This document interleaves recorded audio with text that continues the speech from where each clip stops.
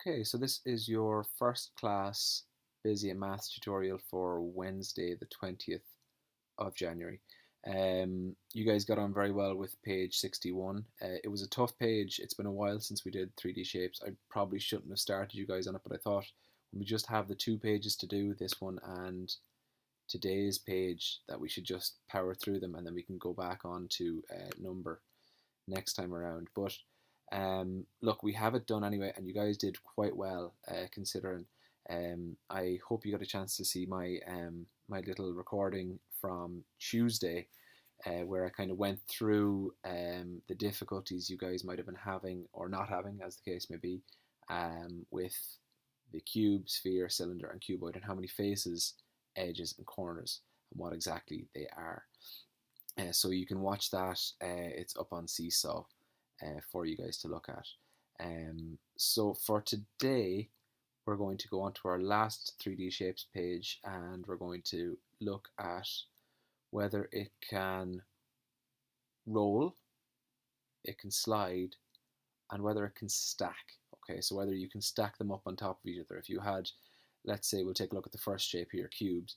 If you have we'll talk about the first section here. Can it roll? Can it? Would you be able to use it, let's say, in a game of football or as a wheel on a bicycle? Could it roll?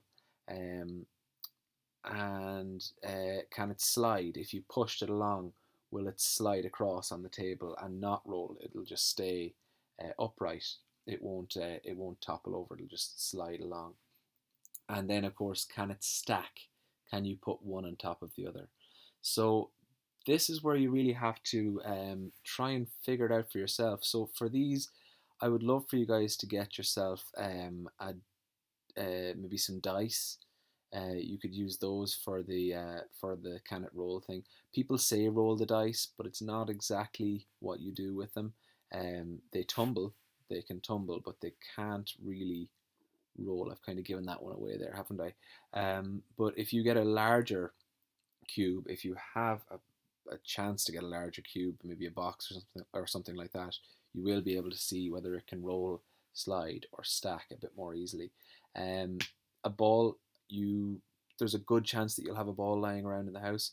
A cylinder, I suppose there are different things that you could use for a cylinder. If you have um, maybe in the bathroom, some of the toiletries are cylinders, like like a spray deodorant, or maybe some talcum powder, things like that can be cylinder shaped, and you could try it out with that. And cuboids, there's a good chance as well that you have a cuboid in your house. Shoe boxes are pretty good for that kind of thing. And if you're like me and you've been getting loads of boxes in the post lately, because of lockdown, you may have one or two of those in the house. So the best way to do this is to investigate, as it says at the top of the page. Investigate this, see if each shape can roll, see if they can slide, and see if they can stack. If it can roll, give it a smiley face, colour that in. If it can't roll, colour in the sad face, okay?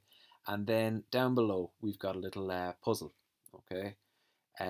What is the shape? Here are some clues for you. So, A, I can roll, I can stack, I have no corners.